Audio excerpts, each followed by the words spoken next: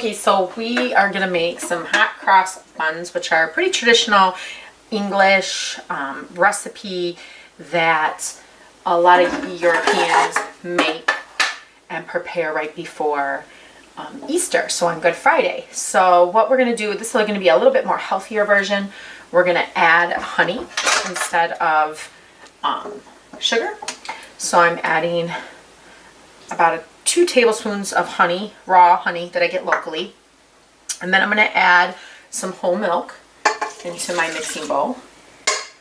And then I'm going to add the salt. So I have salt in here and a half teaspoon. You know, hot cross buns are known for the spices in there. So it's cardamom, cinnamon, and nutmeg, which is pretty traditional of fall dishes, but we like this during the Easter lentil season, so we're going to add the salt part of it in here. So I'm just going to scoop some of that out.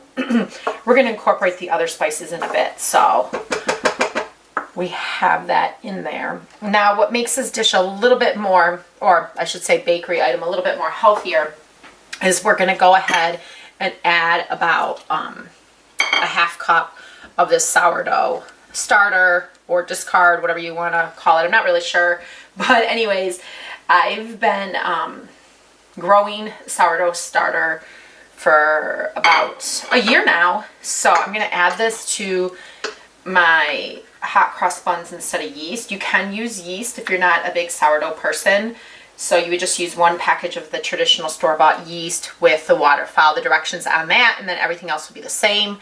And then you're going to add your hot water. You don't want this water super piping boiling, but you want it warm. I should say that, like where you can put your finger in and your finger doesn't burn or hurt. You're gonna add that to your mixture. And then you're gonna go ahead, if you have a shield on your KitchenAid mixer or whatnot, just mix this until everything's kind of incorporated. So I'm gonna put this on. Okay, now that we incorporated that, we're gonna go ahead and add about a 1/4 cup of butter, and you want this to be good whole butter, so grass-fed. The more fat in it, the better. If you find a good quality butter like Kerrygold, it's going to be more beneficial for you in the end. And once we do that, we're going to lightly mix it and then start adding our eggs. Now I do reserve about 2 tablespoons of the egg because this is going to be the top of the buns. We're going to brush it on there. So I'm going to go ahead and crack the eggs. And then I'm going to put this in here and save about 2 tablespoons of it inside my little glass jar. So I kind of eyeball this to see where I'm at. And that looks like it's about 2 tablespoons. So I'm going to save this for later. So you want to maybe put it in the refrigerator, or if you just got these from the hen house, just set it off to the side with the lid. Okay, so now it's time to add your raisins or currants. This is pretty popular with currants, but currants are a little bit hard to come by here in my state, so maybe you can find it in your state. I feel like any dried fruit is perfect, but we're going to add raisins, and then this is where you can add all of your spices and give that a good mix. And then we're going to start gradually adding our all-purpose flour to the mixture, to the wet mixture, and we'll make sure all the spices get incorporated, and the butter.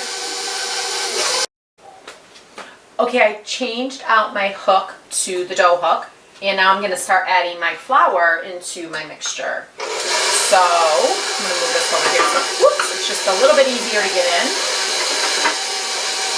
And start incorporating the flour. Do not just dump this in. Do it in very gradually and slowly until you've incorporated all of it.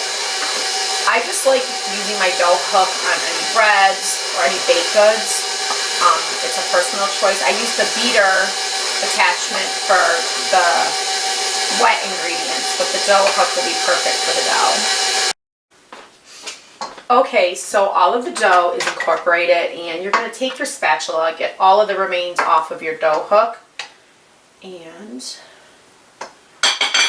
off. Get the bowl out of the mixture. Give it a good mix off the side, making sure you get all the flour on the side of the bowl incorporated into the hot cross bun mixture. And then we're going to take this and put this on a flour surface and kind of knead it for a few minutes. Okay, so I've got out my flour, and all I'm going to do is just sprinkle the countertop with it. I don't like a whole lot of flour on there because I don't want to dry out my dough, but just enough to help with the stickiness. And then I'm going to get this out, kind of dump it onto the counter. Here we go. Whew. Nice and moist, and should rise very nicely for the first rise. And I'm going to use this scraper. I literally just bought this at the Dollar Tree. It's nothing fancy. It's great. And so what I'm doing is I'm basically folding the dough, and as you can see, it's very, very moist and very, very sticky. So I got my hands a little wet to help with that. Okay, so now in my glass bowl, I'm going to give it a good coating of olive oil, or any type of grease is fine. You can even butter it, whatever you feel comfortable with. And this dough is going to go in there to do its first rise. So I'm going to kind of get it off of the counter and put it right in there. And I'm going to coat all the sides with the grease. There we go. Give it a good coat with all of the grease. And it's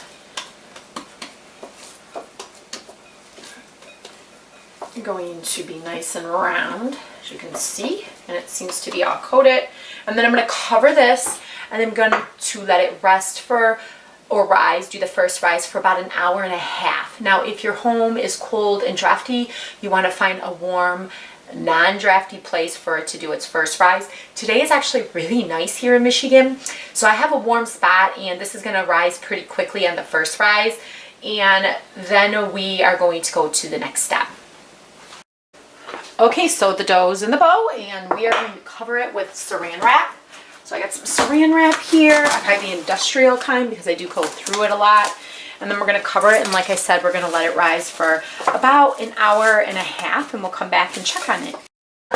And then we're going to go ahead and get the dough out of our glass bowl, and I usually typically wet my hands for this because sometimes the dough can be a little sticky. So I'm just kind of scooping it out because we're going to go ahead and cut these into balls so we can give the second rise in the baking dish. So pull that out, and we're going to cut it in half, then enforce,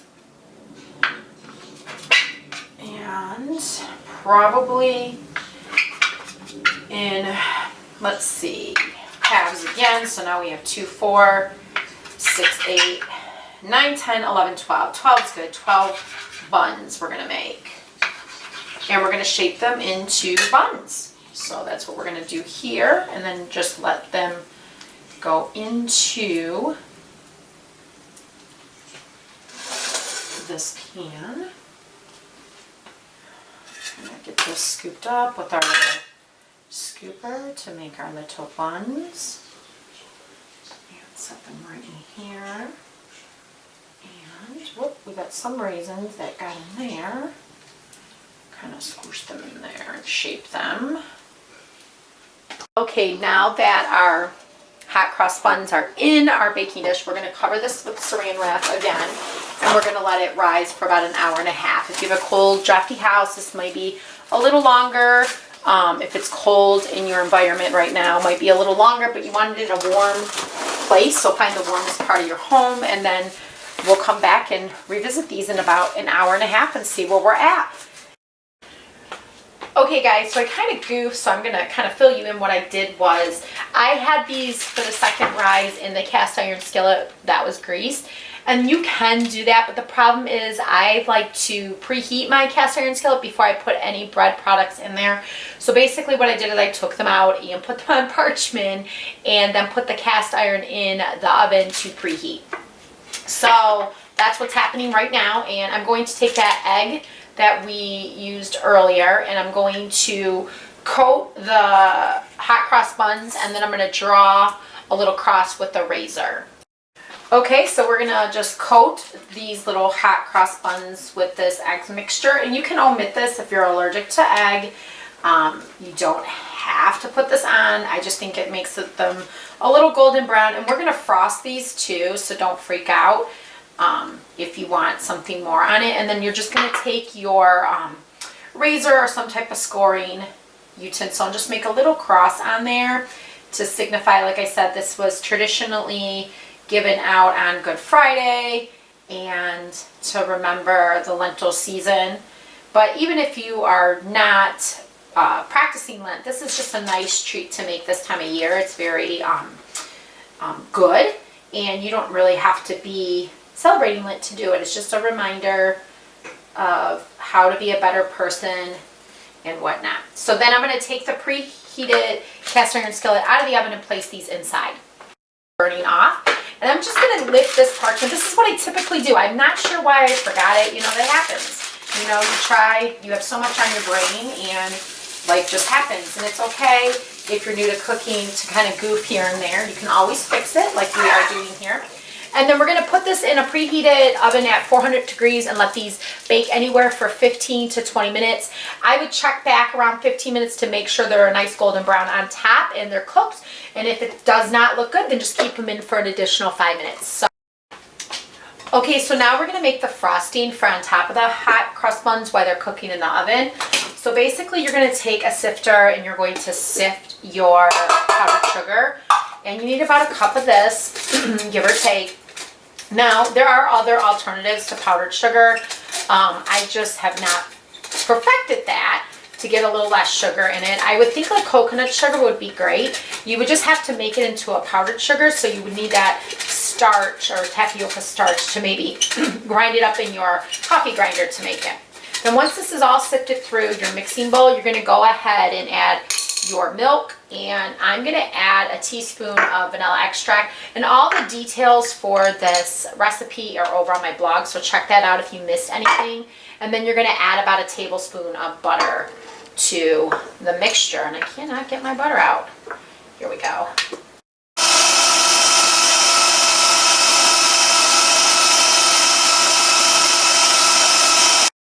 This frosting is a little thicker than I want, so you can always thin it out just a little bit with a little bit of whole milk. So I'm going to add just a tiny bit more. Let me see, this is hard to do with one hand. There we go. And then I'm going to give it another good mix and see if the texture is good. Okay, the texture is good and I like it, so I'm going to go ahead and remove this from the mixer and just wait for my buns to be done. And I'm going to spread this all on the top of my hot crust buns to make them extra special good. Okay, so we're going to frost these. I put them in a frosting container, but you can easily put these in a Ziploc bag and cut a small tip off. As you notice, I did a few of them already with the cross and they were just too warm and it made a mess. So now I let them cool, which I highly recommend. You know, you live and you learn. And then make your beautiful frosted cross on top of your hot cross buns. And then they'll be perfect. And I might try to salvage these a little bit so it can give the illusion of a cross. And I'm just basically frosting where we cut with the razor blade. So I hope you enjoyed this video and you give this recipe a shot during this season. I think this is a wonderful way to celebrate and remind us of the season of Easter. And this is a great way getting into the kitchen, baking a treat that is not only healthy, filled with great ingredients, and that sourdough, which is fermented, which is perfect for gut health and has tons of probiotics. It is just a wonderful way to find joy in cooking for your family and your friends. So hopefully you guys stick around and I will talk to you soon. So long.